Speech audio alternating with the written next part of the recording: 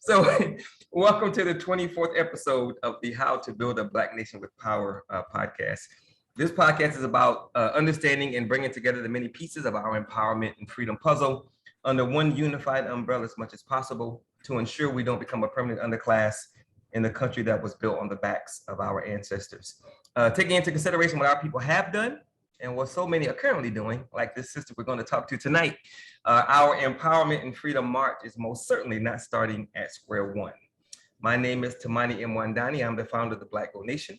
I'm a direct product of the Shrines of the Black Madonna's efforts since 1953 to liberate and save Black people by establishing a nation within this nation. The Black Gold Nation is headquartered in Houston, Texas, which is where I am. The podcast is titled How to Build a Black Nation with Power because we're trying to get our people to realize that everything we need to build our own stuff we already have. We just don't know it because we're not connected and we're not organized. We think in the Black Gold Nation, we need three things to make this nation within a nation possible. A foundation by which we can build upon. The Black Gold Nation is based on a church I was an active member of for over 20 years called the Shrines of the Black Madonna that started in 1953 out of Detroit, Michigan. And no, we are not religious, but we are very spiritual. Second one we must have is a spiritual connection with a higher power and one another. And lastly, we must have leadership, which is why we're having this show, that knows what it's doing in all the critical areas by which we are behind, which is in every area. So if we're going to make this happen, we have to have a strong foundation, we have to have a spiritual connection, and we have to have leadership that knows what it's doing in all the critical areas of community building so that we can move ourselves forward and build something that matters. So one of the key areas that we want to focus on tonight is, well, it's primarily is agriculture, but this sister has a spiritual background as well that we're going to dive into a little bit that's going to be beneficial. So before I get to her, allow her to tell us more information about her, let me first thank you, Sister Tomia, for taking time out of your evening to be here and be a part of the interview. Am I frozen? Hello, hello. All right, so we lost Sister Tomia. We'll see if she comes back in a few seconds.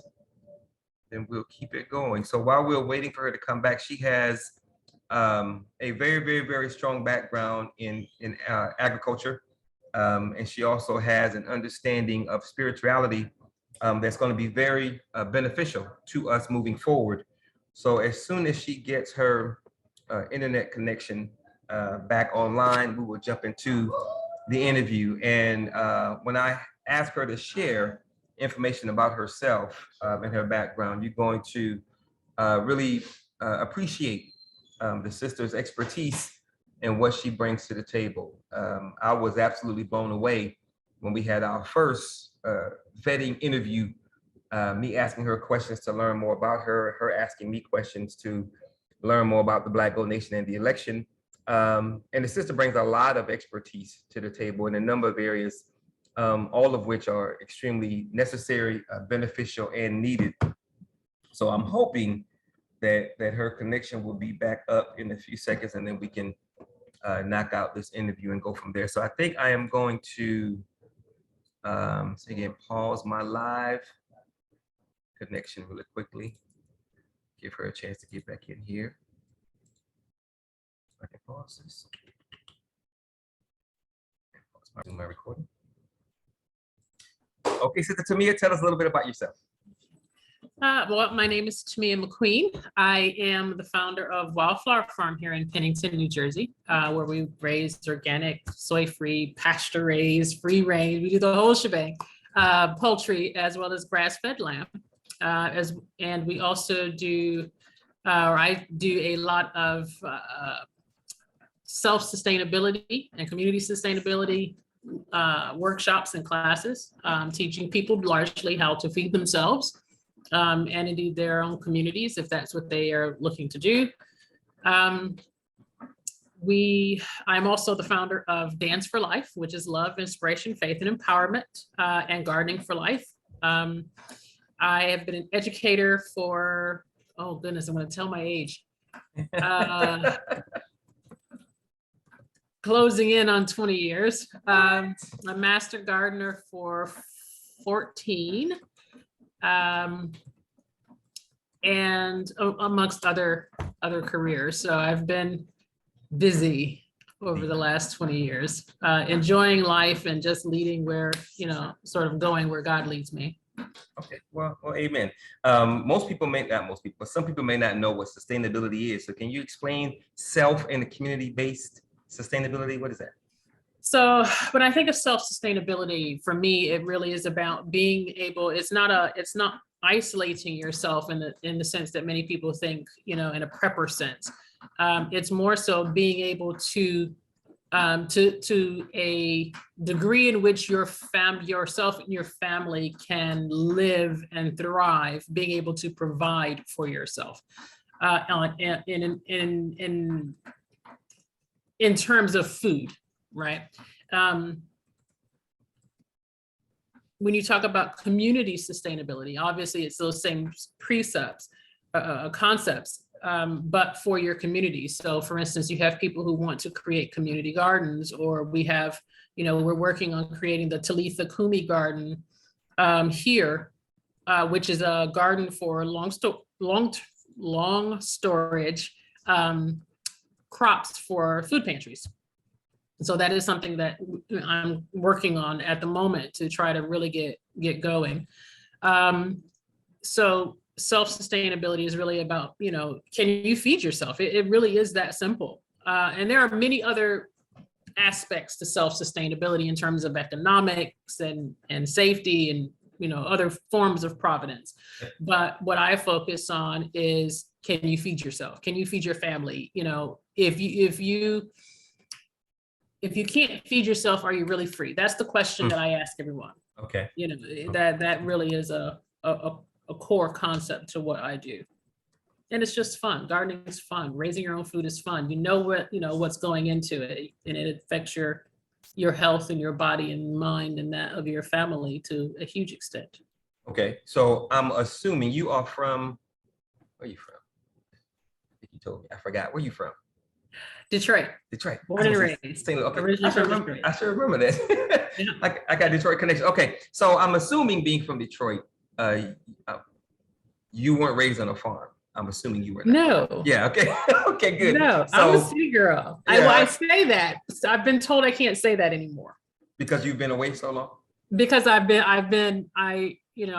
kind of go hard or go home. So moving out here to the country, I went very hard. So Okay. Some people will tell me, I can't say I'm a city girl anymore, but I'm still running from the mice when I see them. So I reckon it's a city girl. On the farm, you're running from the mice, huh? You run a lot. Just wait, 101, Jersey lessons about the country, the mice, snakes. I'm not as country. I'm not there yet, right? Okay. So I'm born and raised in the city. So I'm assuming, go ahead. No, I did not grow up in the country. My grandparents came up in the Great Migration from Mississippi and Georgia. Okay. And my grandmother, when she was a little girl, her family were sharecroppers. Okay. And we moved up, and my family became a part of the auto industry in Detroit for many, many years. Okay. So I'm assuming the farm came before the sustainability part, or did you ask you, or did you say, am I free? Am I really free? Because I can't feed myself. I need to go do a farm. So which one came first, the chicken or the egg? I became a master gardener while I was still living in the suburbs. Okay. So I have scarring alopecia, and I did a YouTube video regarding my experience with that over a decade and a half, and how it affected my life and how I got to the point of cutting my hair. And what was interesting is that I just made the video to try to help other women not feel so alone. And then when this forum started happening, it just happened so quickly in the comments of the video, where you had men and women and a lot of people coming on that I didn't even know that it was as big of an issue as it is at that time. And the constant, the common thread that I kept seeing often was comments about nutrition.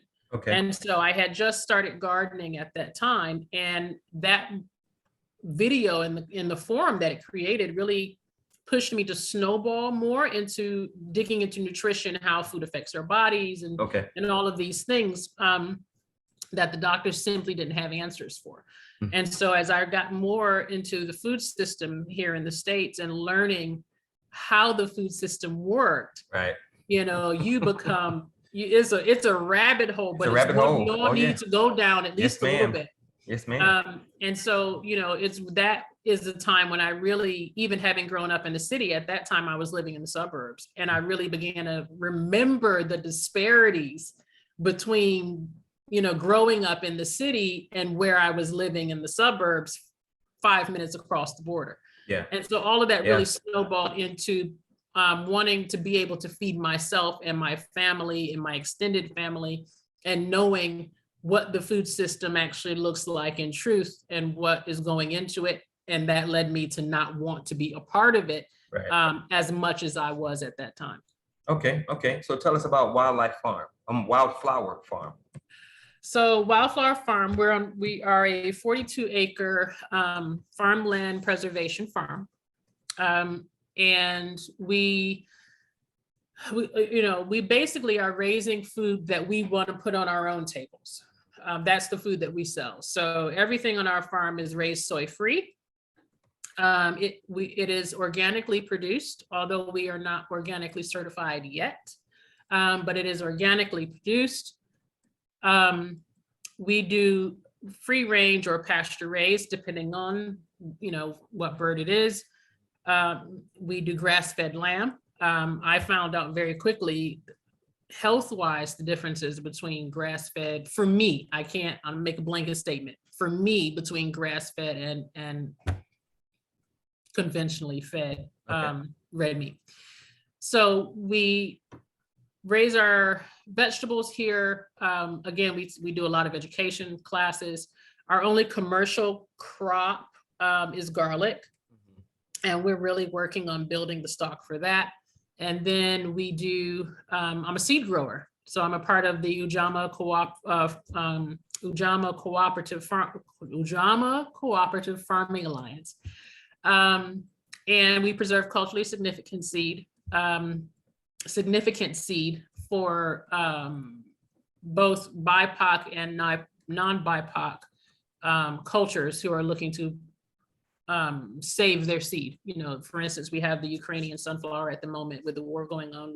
They were concerned about losing that heritage. Yes. We've got seed from the Cameroon and Germany and Kyoto, Japan. From Malta, there's, we preserve a lot of food, a lot of seed. Mhm. And so that is more of we do a lot of that, but that is not a commercial crop per se. It does go into the Ujamaa seed company. As I told you during our first conversation, and as I mentioned in the beginning of the show, I'm a very proud, active member of the Shrines of the Black Madonna. 20 years, did a bunch of stuff, awesome church. When I'm interviewing people from the shrine, we have a certain language, certain words that we use that other people would not know about because they weren't in the shrine. So you just use a bunch of words that most of our people might be like, what? BIPOC. So let's unpack some of that. Sounds good. So what is a seed grower? How do you grow a seed? What is that? So a seed grower, a seed producer, when people buy seed packs of seeds, in stores, someone produced those seeds. Okay. And so what Ujamaa does is we are 2/3 BIPOC run at a minimum, 2/3 BIPOC producers at a minimum, and we ensure that those producers are paid fairly. We want to empower our communities to have a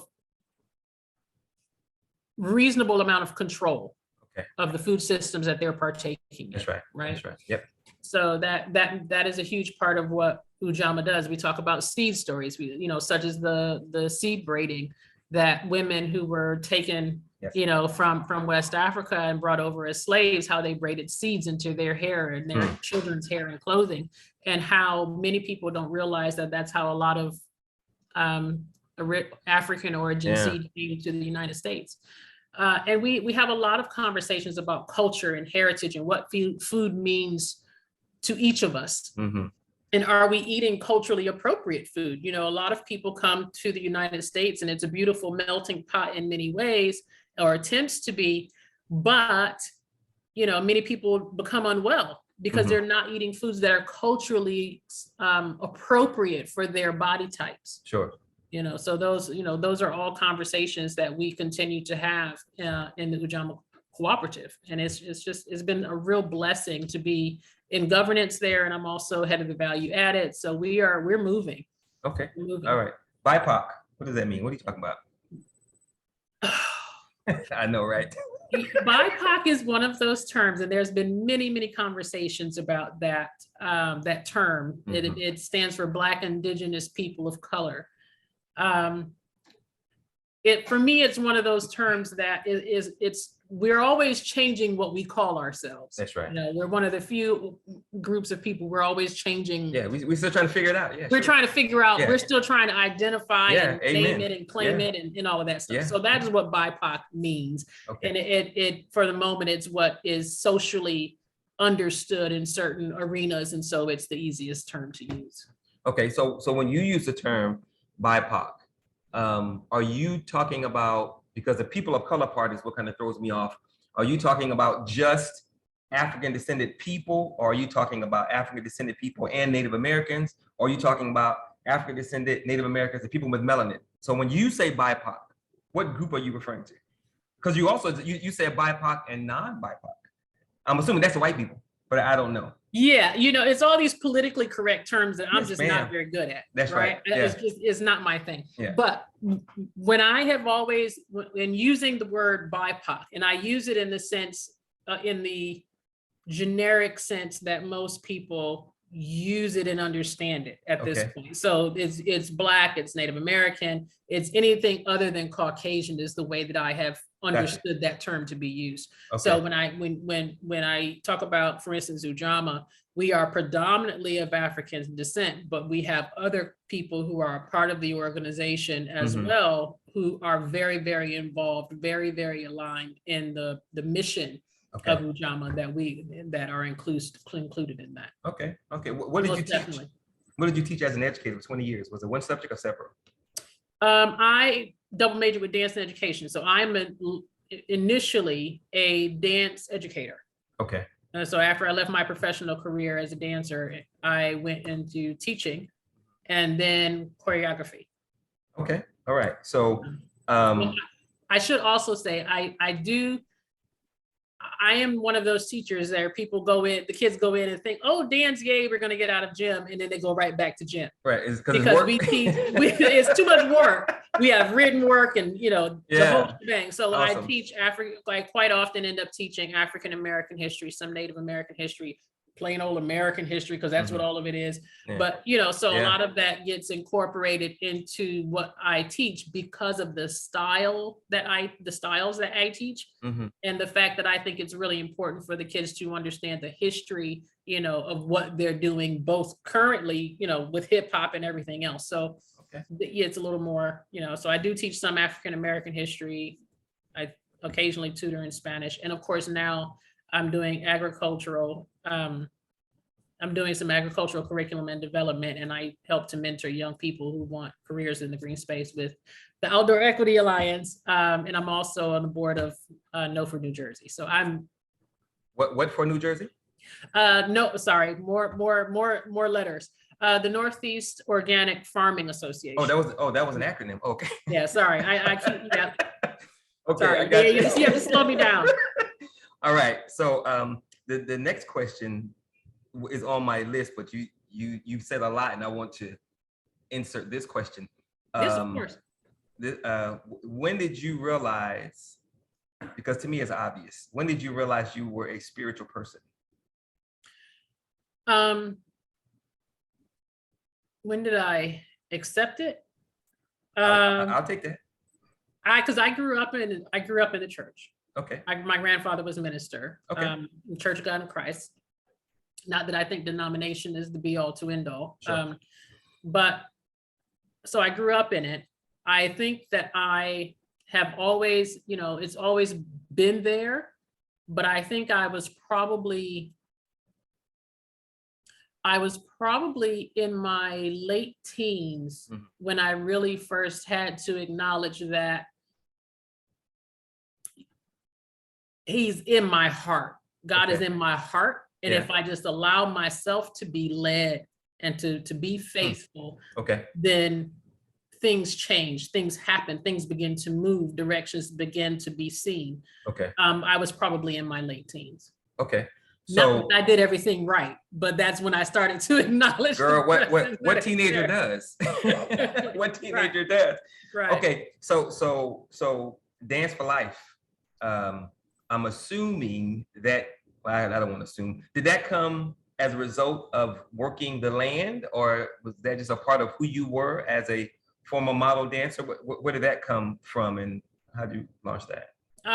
Dance for Life, the Dance for Life school started, it came directly out of teaching. I took off teaching. I paused my career and then took off teaching to raise my children. And so when I got ready to go back, I really kind of honed in on the fact that I was horribly bullied all of my school life, really into my first year of university. By the time I decided that was enough, I was in my freshman year of college, and I just realized, I think at that point I realized it's not them, it's me. You go to another state and it's still happening. It tells you, okay, that's a whole nother environment, and I really, when I got ready to start Dance for Life, I wanted to focus not just on the kids who were like myself. Dance was an outlet for me. In many ways, it saved my life, other than my mother and grandmother. But it gave me an outlet, instead of becoming the bullied kid that had all sorts of other problems. Dance gave me a voice. And so that's what I wanted to do for other kids, was to give them a voice, but I wanted to focus not just on the bullied, but the bully, because kids bully for a reason. And if they have a voice, they can use that voice somewhere else other than bullying another child. So that it is really how the school came about. So help me understand how does the person being bullied say it must be me?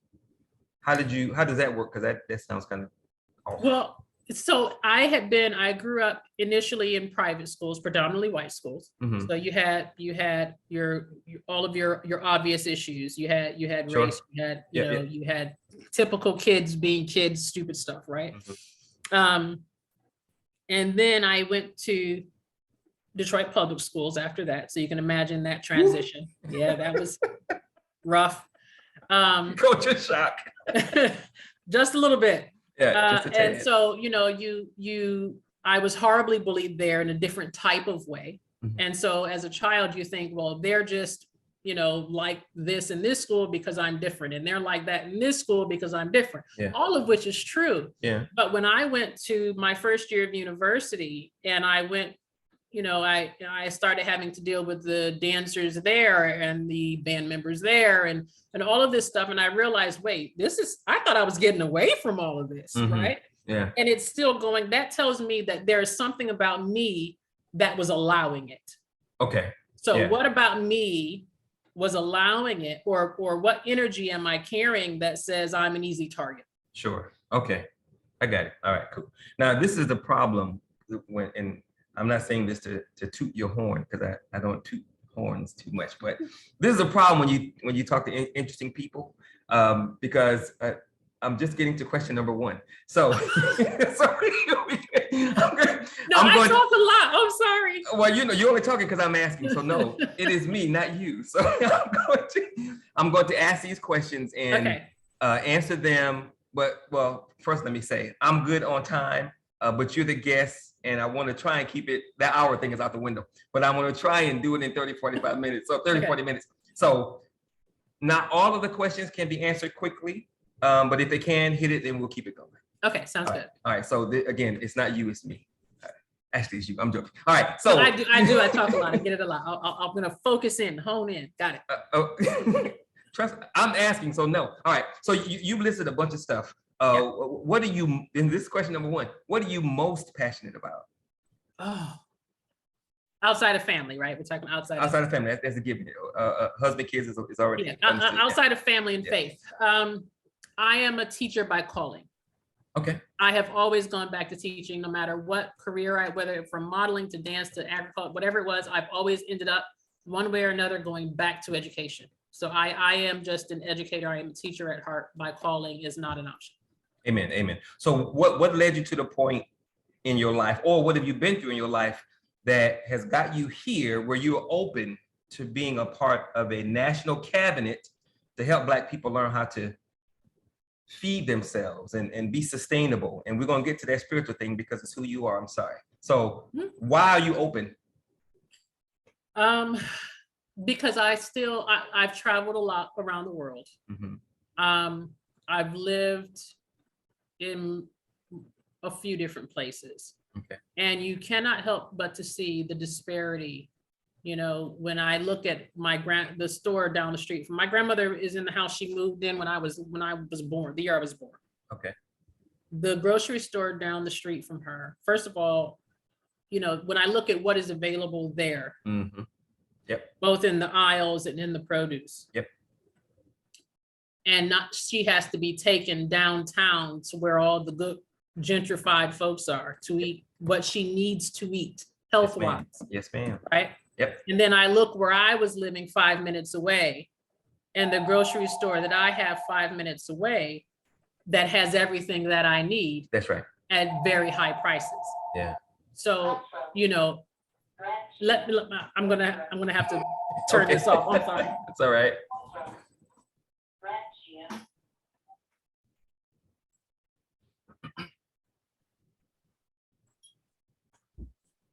So when I look at that disparity, for me, that is all I need, you know, and she's not alone. That's the community that I grew up in as a little girl, in part. Yep. So that knowing what it does to what it does to their health is everything. Yeah. I'm gonna take it off the hook.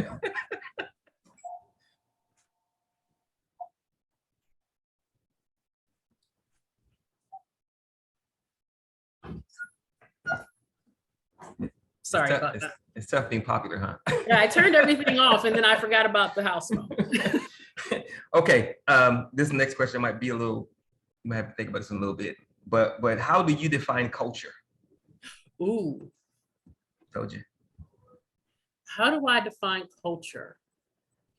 I would say the things you love, the things that inspire you, the things that you have faith in, and the things that empower you as a community is what builds your culture. Now that goes back to my life, right? But I think that, you know, it's full of tradition. It's full of spirituality, whatever that means for you. It is really the glue that binds a community together, right? Whatever that community is, your culture is the glue that holds it all together. That's kind of how I hope I'm explaining that well. No, you're good. You explained it so well that it's a perfect segue to my next question, which is, how do you define spirituality? Oh, goodness. I know, right? You said it. Okay, so let me think about this for a second. Yeah. Because people said it to me, people confuse religion with spirituality, and it is not the same thing at all. No, I don't think it is. I think spirituality is very much different from religion. A religion is nothing wrong with it, but it certainly has far more cultural influence than, you know, your personal spirituality does. I don't think spirituality in essence is a community thing. I think religion is a community thing. Okay. Whereas your spirituality is innately personal. It is your direct relationship to God, right? Okay. For me, sure. That's what I can explain. I'm with you. So for me, my spirituality is about relationship. Your religion is about your collective relationship, your belief in the same relationship, right? But you can be in a religion and be in a church, but if you don't have a personal relationship with Sure. God, Yeah. you don't have any spirituality, you just have religion. Right. That's how I see it. Right. So for me, it's that relationship. Okay. So would you say as a whole that Black people have more religion or spirituality? As a whole, As a whole. in these United States, or as a whole? I mean, I don't. That's a good question. I'll say in the US. That's a good question. Yeah, I'll say in the US. I think there is a movement that's starting, and I think it's a circular thing, because I think there are other generations that came out of the religious aspects and leaned toward the spirituality. And then you had those who went back and leaned towards the religious. And I think there is a movement that is moving back towards spirituality, a focus on spirituality rather than religion. I don't know.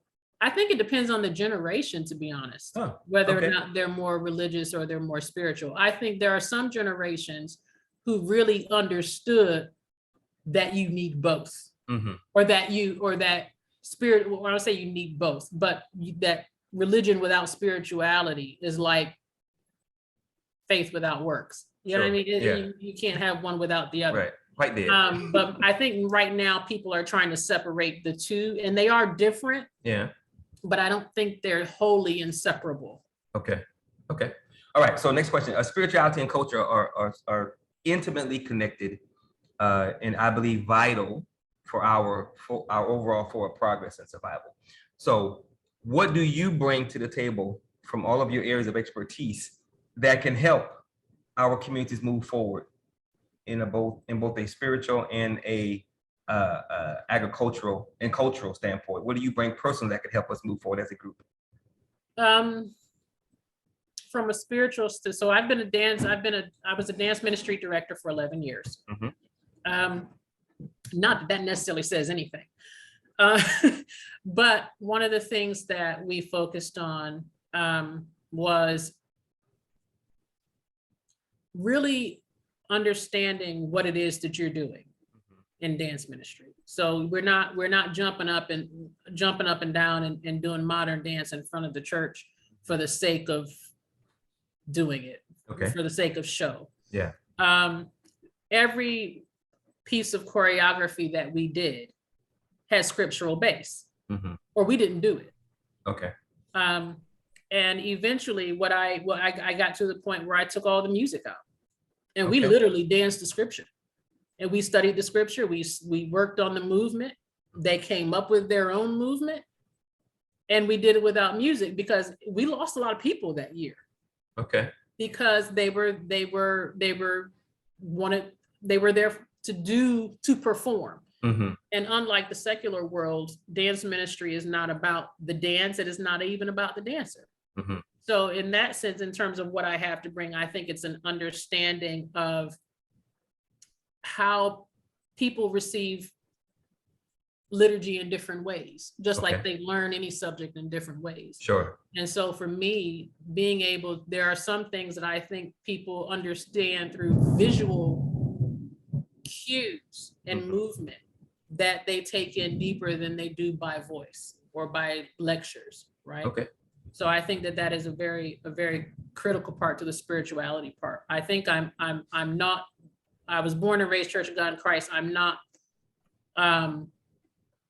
I don't think that denomination is the be all to end all in terms of right or wrong. Sure. I also think that in many ways with politics, we as Christians don't do ourselves any favors by browbeating people. My grandmother used to say, you catch more bees with honey than vinegar. That's right. And I don't browbeat people. It doesn't take people. If it's in you, it won't take people long to know that it's in you. You don't have to browbeat them. They will ask you. They'll know by your walk. No doubt. Exactly. So there's for me, I think one of the hardest things is watching other Christians browbeat people, because it's pointless. And to be honest, it's against scripture. So I think I have that openness and giving people space to have a conversation about their spirituality and their beliefs without browbeating. Yeah. And the browbeating, and it doesn't work. And it doesn't work. Yeah. Agriculturally, I mean, I like I said, I'm being an educator. I do understand curriculum and development, which can be applied to many subjects. In my case, what I know is agriculture, and I say that agriculture. We're using that word, but understand, 20 acres of cropland is not a big farm, and I'm not even using it in terms of mostly in crops. So I am not a conventional or organic large farmer, right? Okay. I understand some of the systems, and we focus on land regeneration. But I am not, we're using agriculture in a very broad sense. So I am focused largely on edible gardens. And a family should be able to feed themselves. It doesn't mean you have to have a cow. I'm not milking anything. I'm not shearing anything. Okay. Let's I'm not that country yet. Okay.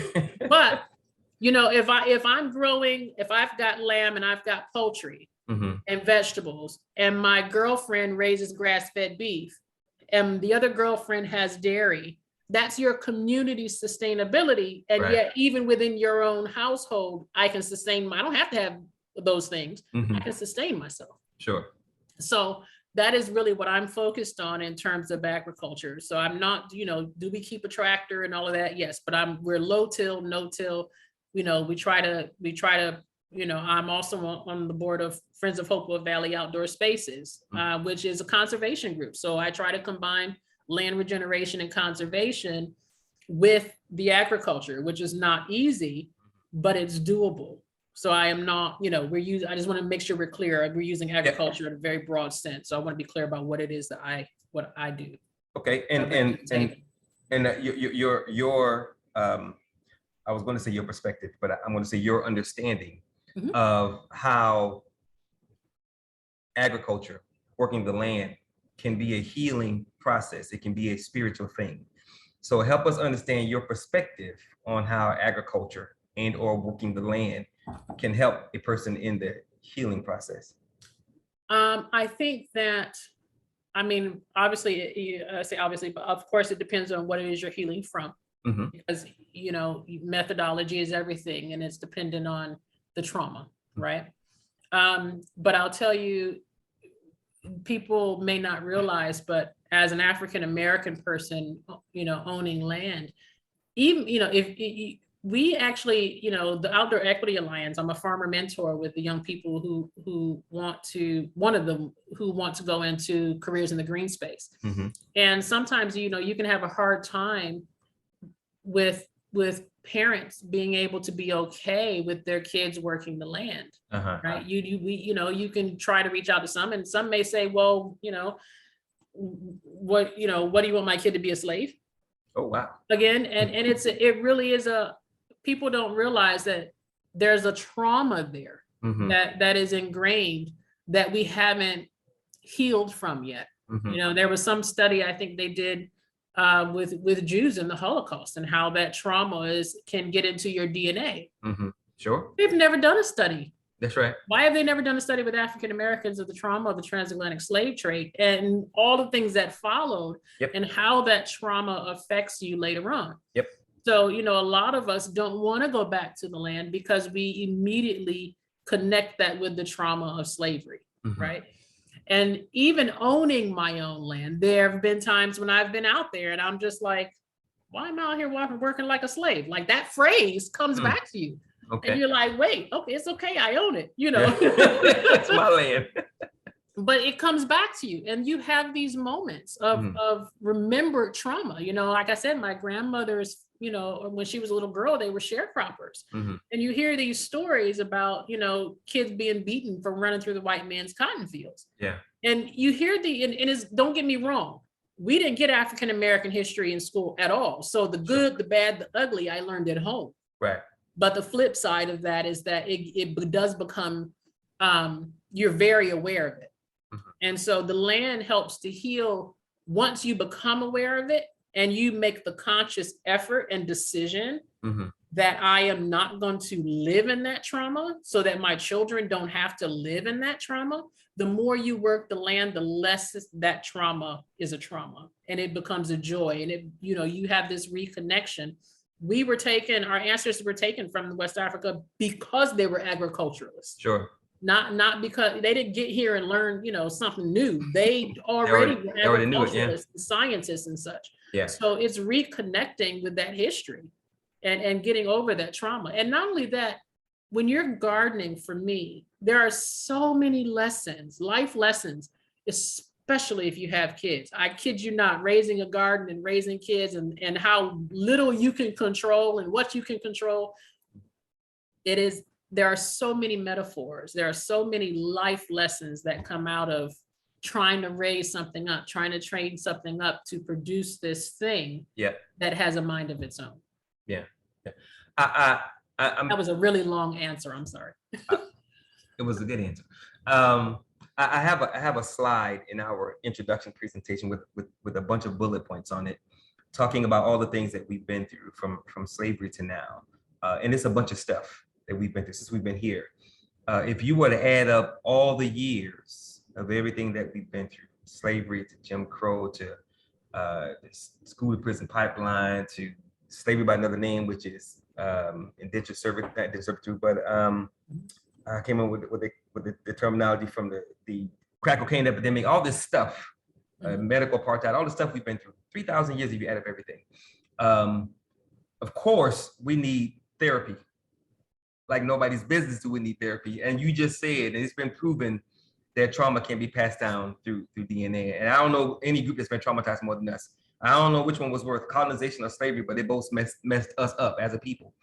Do you think agriculture and working in the land, in the soil, on the land, in some way, in some fashion, should be a part of our effort to heal? In some way, should we try and get Black people out to some land somewhere and then work on the part of that as far as our blueprint for healing, so to speak? I think that it was such a major part of the trauma, and the residual effects are so intertwined. That yes, I think it would be very helpful. And to tell the truth, I spent a great deal of time just dancing out in the field barefoot with my animals. I don't do the barefoot part very often, but I do, because it does something for me. I happen to be an artist at heart, and I happen to be a dancer. And in that space, just being out and in that healing space, that open air does something to not just your spirit, but to your body. That fresh air does something to your body, especially if you've grown up or you live in the cities. The sounds that you get, the natural sounds versus the artificial man-made sounds, just does something to your spirit. So I absolutely think that it would be a critical part to not just get out there, but to eat the food that you grew. Yeah. Because that part, picking up something off of a plant and putting it on your table, I cannot tell you the feeling that gives in terms of self-reliance. Even if it's just, I don't care if you have a patio in a city, in a sunny window, there is something about eating something that you produced and you know exactly what went into it that is undescribable. It just, and that maybe I'm just sensitive to that because no, that's what I believe. Whenever I've spoken with or interviewed or even casually conversed with anybody who grow their own food, they say that all the time. Growing your own stuff is different than going to the grocery store and buying it. Oh yeah. So yeah, so it's not you, it's everybody. All right, so I'm glad you mentioned the dance part, because my next question is, how does movement, from your perspective and your background and your experience, how does movement play a role in that whole healing thing? A movement is everything. I mean, movement is life, isn't it? I mean, from the breath you breathe to your everyday walking, movement is how we live. It's how we survive. In terms of healing, again, when I talk about being bullied and teaching kids who've been bullied or who are bullying, usually there's some trauma behind it, and trauma begets trauma from the bully to the bullied.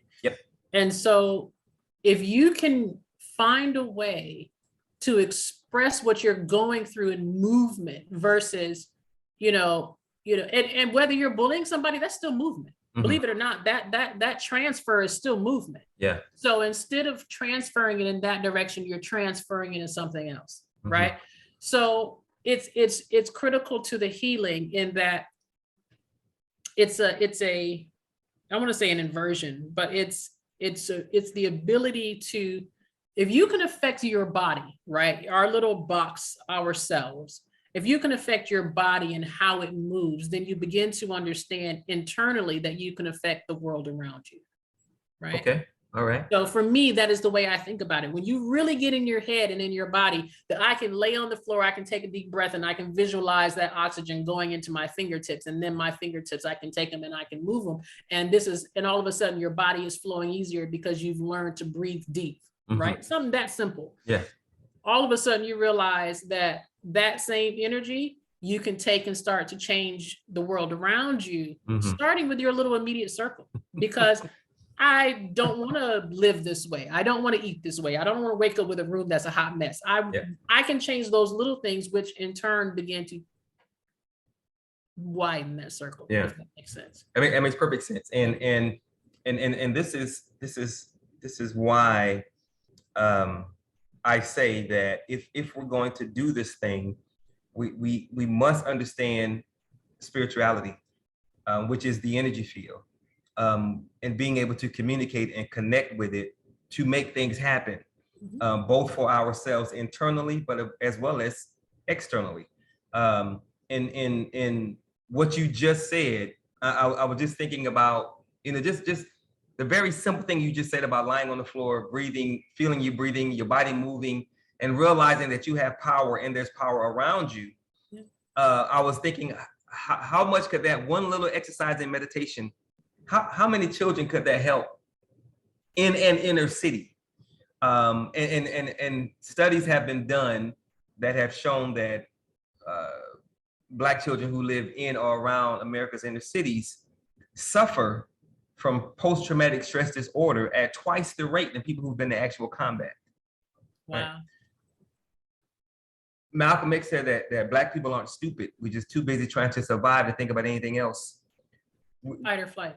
Yeah, we've yet to have a moment to breathe, just to stop for a moment and breathe and be, and what you just said, as simple as it was, that's a big deal, right? So when I tell people that everything we need, we already have, we just don't know it because we're not connected, we're not organized, and we don't talk to each other, right?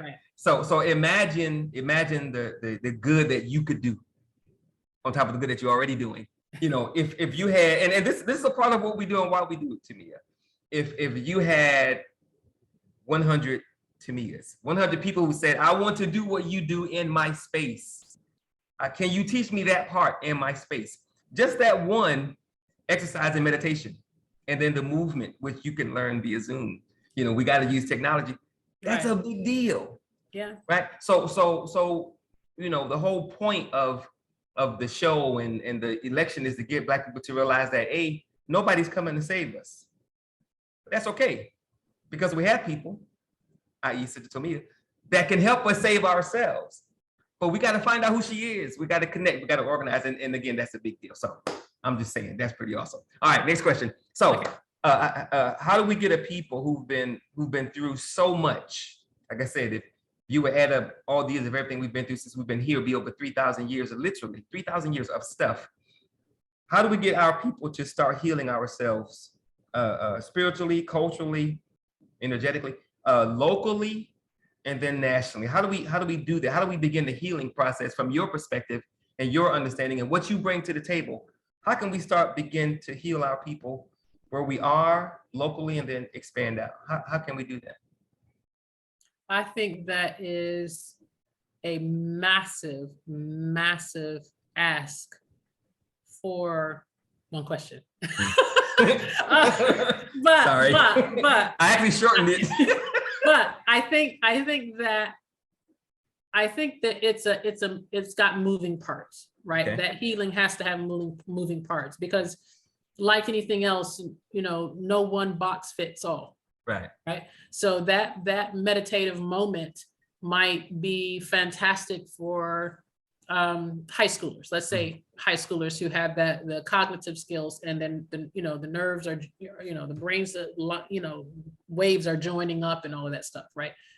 It might be something different for a different age group in a different situation, a different area.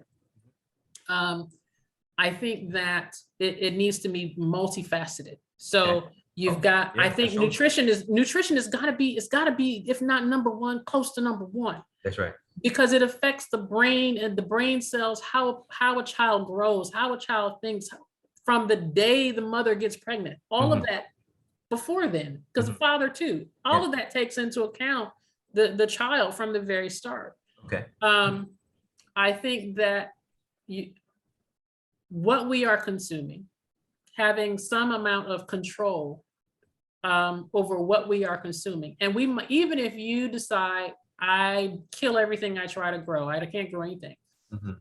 First of all, I'm gonna tell you just need a better teacher. But then I'm gonna tell you that we also make decisions about what we consume with our dollars. Okay, for sure. So, while you might feel like there's nothing agriculturally that you can do, you haven't got I had somebody tell me I don't have a sunny windowsill. And my attitude was, okay, well, let's get a windowsill with gray and let's grow some lettuce. I mean, that's, but it even if you feel like you can't do anything and you're going to the grocery store, we still make those choices with our dollars by buying vegetables and diced tomatoes, even if you're not going to do it from scratch with fresh tomatoes, even if you buy some diced tomatoes and peppers and garlic and onion and make your spaghetti sauce instead of a processed jar. It's something as simple as that. Changes how our bodies react to what we are consuming, because what we are consuming is different. Yeah. Right. Yeah. So we have these small steps. But so agriculturally, it is about what we consume. I think education it's got to be number one.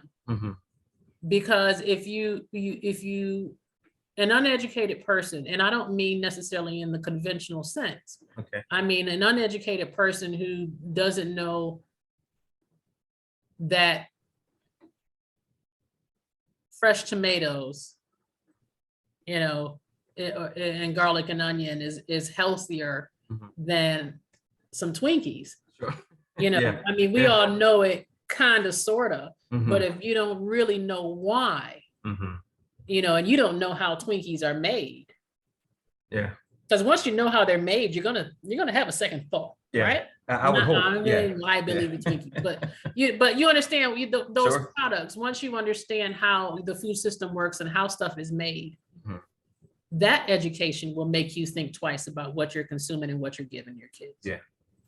Never mind all of the obvious secular education that we are lacking for a multitude of political and social and other reasons. Yep. Right. Yep. But I think agriculture, I think what we consume and how we educate ourselves and one another is going to be key. I don't think that anybody has to, it starts on a one-on-one, that each one teach one. People use it. They overuse it these days because they don't use it with an actual action, but it is still key. My grandmother's going to be 90 soon. She's still teaching herself. She started out, she talked to us about, she didn't have a high school education, let alone anything else. Yeah. I learned a lot of my nutrition stuff from her because she never stopped learning. She never stopped learning what was best for her family to put on the table. Yeah. And many in her generation were like that. And so you don't have to have some great big formal education. Not there's anything wrong with it. I did it. Yeah. But you don't have to have that to teach yourself what it is what you need to know. Yeah. So I think that, it's education and it's what you consume. I think those are the two big things to get started. I think you just answered the next question. So I'm gonna ask it and ask you, did you think you just answered that?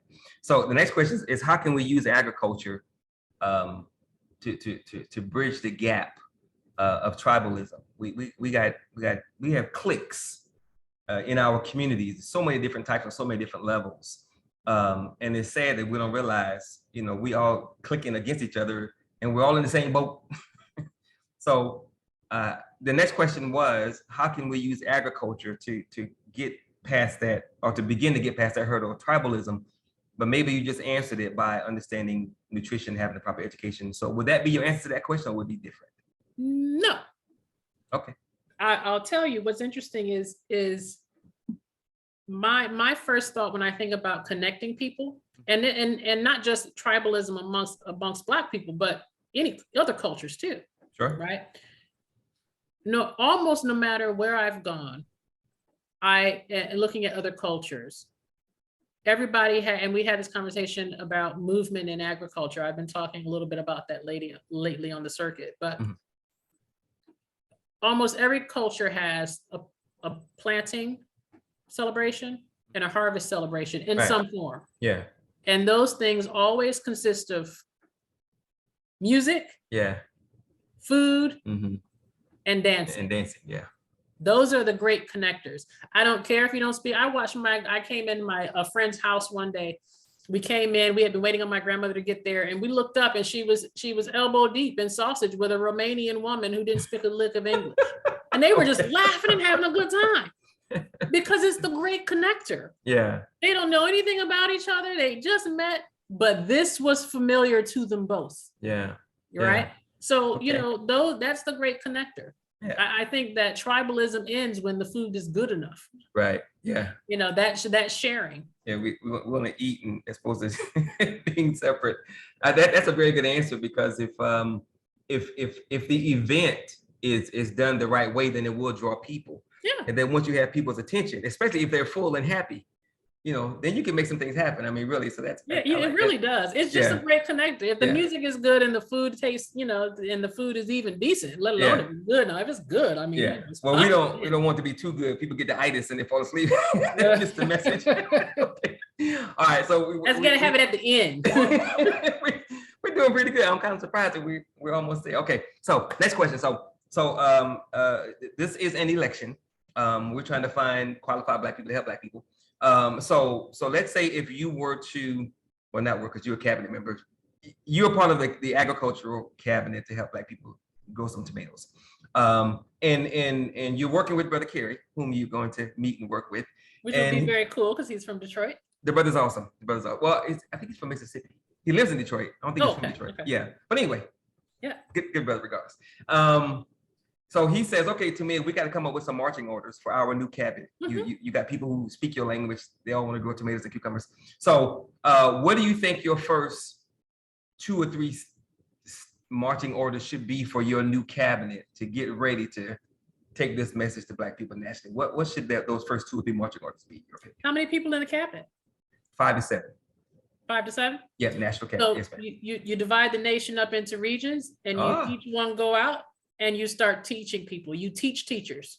Okay. You build up your teaching base so that you have a group of teachers in each region to teach the people of that region how to feed themselves. Okay. All right. That would be my first thought. All right. So I don't know how this would roll into the second one, because the second one is we have the election, the actual voting in September, our inauguration. Everybody comes together in Houston in October. January 2023 moving forward. Ideally, you're going to have 15 to 20 teams of Black people from different places in the U.S. And every team is going to have at least one person who's over agriculture in that space, in that city. Oh, okay. So someone's going to say, I want to make sure that Sister Tomia and Brother Kerry's agricultural stuff is happening in Detroit. It's happening in New Jersey. It's happening in Houston. It's happening in Dallas. What's going to be your suggestion to Brother Kerry and the rest of the cabinet? We need to give these people something to do locally because they're ready to roll. What's going to be the first 1, 2, 3 things you give for them to do on the ground locally on the grassroots level? I think my first step would be you need to find access to land. Okay. And if assuming that they've been taught or know how to build from the ground up, even in urban areas where there's cemented areas, Mhm. you need to know how to get raised garden beds in there and build those gardens up. Let's assume they don't know anything. Let's assume they came to the inauguration. They heard you guys speak. They met you. They're like, I want to do what she does, but I don't know nothing. Oh, okay. That we're having some Zoom classes. Ah, there you go. We're going to have some Zoom classes. Goes back to those We're going to get regions you being- I ready got to you. know Yeah. everything you need to know so that you can learn to build a community raised garden, and get, so that the people in the community themselves, they need to build it themselves. So, it might be a matter of getting someone on board who understands community development and outreach. Okay. And I think it's important that the community build it themselves so they take ownership. That's right. Of not only of the garden, but of its security and safety and purity. Because it's food that they have grown themselves and they consume, and they have ownership. Yeah, ownership stake. Yeah. Of that. Yeah, sure. So, yeah. And that matters. It absolutely does. matters. Yeah. So otherwise you're just coming in. We're not trying to do a savior thing. Yeah. We're trying to come in so that people can do it for themselves. Yeah, be So sustainable. if that's true, then they need, Make the community sustainable. Exactly. Yeah. Exactly. So I would say we want to go out. First thing is to get them trained, at least to a basic degree, and be on hand so that they can ask questions. Mhm. But to get in the garden, and get people and get community gardens going. Mhm. And then if they're spread too thin, maybe they need, as they're going, they need to try to get somebody along with them that can then go out and do the same without them, if that Gotcha. makes sense. You got to train them up as you go. Okay, awesome. All right. Getting down to the wire here. Why should someone vote for you as a cabinet member? Did you read my resume? Because maybe not as long. I would say because I have the heart of a teacher, and I am passionate about food, both growing and cooking, and I'm good at it. But also I understand the importance of people doing it for themselves. I don't think that there's nothing wrong with growing food for the community. You're always going to have people who are disabled or elderly or whatever, that you need to be able to support your community. Yeah. But I would say I also have a firm understanding of not only how to do it, but the importance of teaching a man to fish rather than just passing fish out that eventually has, it's finite. Yeah. Whereas if they can do it themselves, it's far less finite. Okay, amen. That was easy enough. Why should someone not vote for you as a cabinet member? My bandwidth is thin. It's the truth. It's the truth. If I were going to say, if any reason at all, I would say that, I have a heart for what I do. I believe in starting locally and branching out. Mm-hmm. But that does mean, when you have a heart for outreach or for community connection, you can get very thin very quickly. So, if I had to pick one reason, I would say that was it. Okay. And that's a good one. That's a good one. It's an honest one. Okay. Last question. Yeah. So based on everything we've discussed here tonight, if you could ensure that people only have one takeaway from everything we've talked about tonight, that they will have with them for the rest of their lives, mm-hmm. Those that are watching live, those that watch the recording, you only can give them one takeaway from everything we've talked about that they will have with them for the rest of their lives. What would that one takeaway be?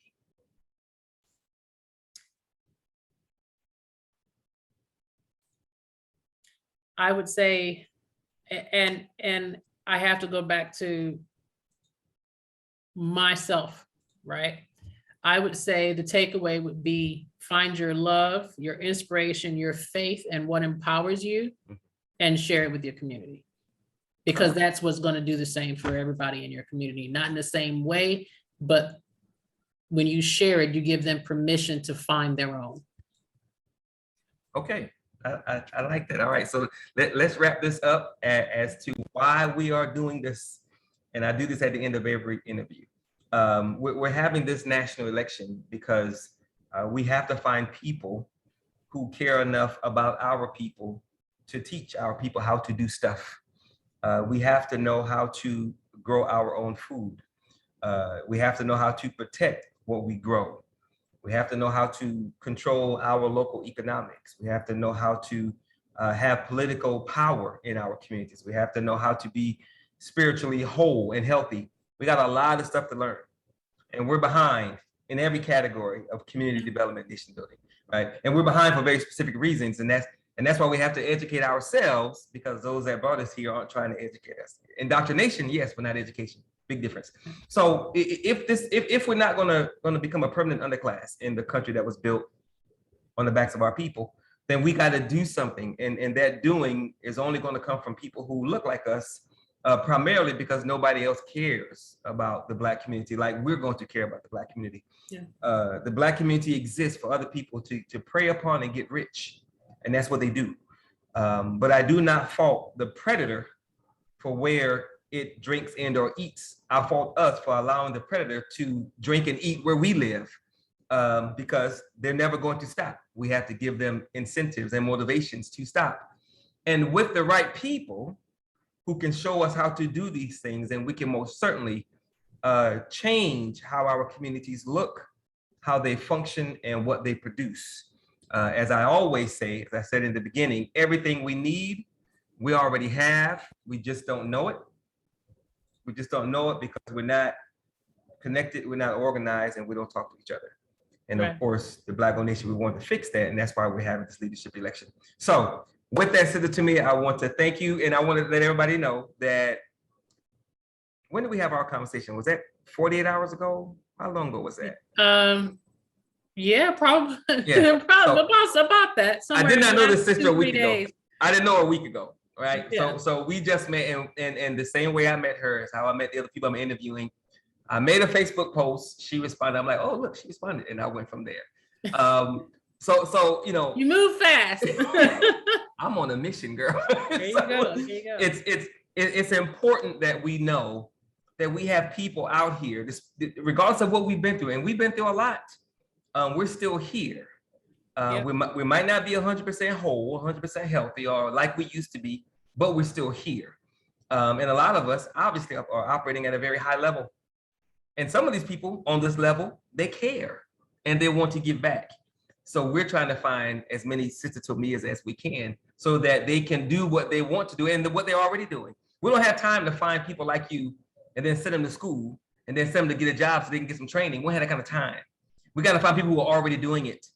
And when people tell me I'm busy, good, I want you to be busy because I want you to teach us, how are you so busy? So we can be busy too and do the same thing.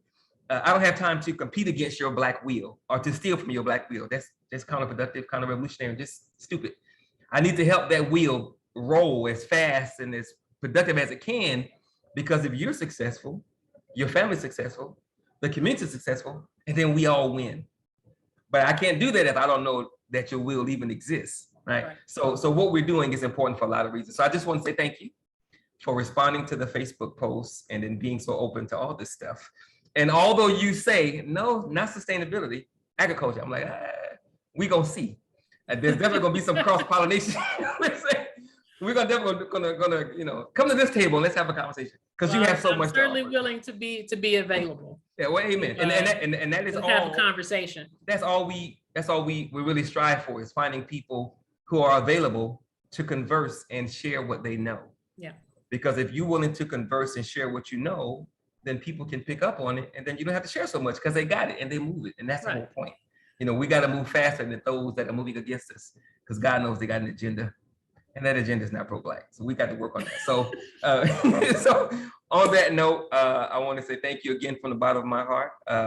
I believe that anything we want, we can have. I think we're only limited by our imaginations, and I got a big one.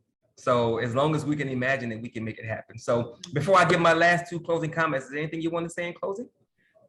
Just thank you for the opportunity. I mean, this has been a whirlwind. It's been really amazing. I think that I am very excited about what Black Gold Nation is doing. Yes, ma'am. I definitely want to stay connected and be of service where I can. to the mission. I think that it's doable. Is it going to be some challenges and a roller coaster ahead? Absolutely. Oh, you bet. Nothing good comes without the roller coaster. That is So right. I think, That's right. I think it's certainly doable. I think that you're gonna have a lot more people coming on board. The more people get to see, what Black Gold Nation is doing, Mhm. I think more and more people are going to understand the power and the value behind it. Amen. And that's what we want is again, for, like you said, for that to snowball so people can take on for themselves and eat the fish and spit out the bones, if you will, as That's my right. grandmother would say. Patooey. And my goal was 9:30. We made it. Okay, 10:30 your time. All right. So on that note, two things I like to end all of my stuff with.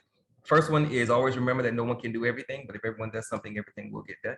And absolutely, always remember that nothing is more sacred than the empowerment and freedom of Black people. Because if our people don't make it, we're not gonna make it. Our kids aren't gonna make it. Our families aren't gonna make it. So we got to build for our communities first, so that we can take care of ourselves and do our own thing.